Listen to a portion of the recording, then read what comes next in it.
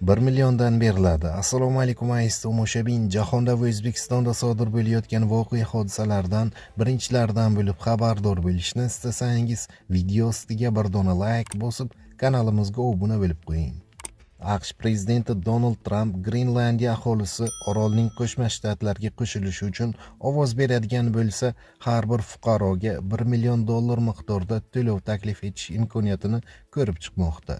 Bu haqda Daily Mail xabar berdi. Gazeta ma'lumotlariga ko'ra, Grenlandiya aholisi taxminan 57 ming kishini tashkil etadi va nashrning bahosicha bunday tashabbus AQSh budjeti uchun moliyaviy jihatdan amalga oshirilishi mumkin. Qayd etilishicha, Donald Tramp bir necha bor Grenlandiyaning AQSh milliy xavfsizligi uchun strategik ahamiyatini ta'kidlagan, jumladan Arktika mintaqasida Rossiya va Xitoy faolligi kontekstida.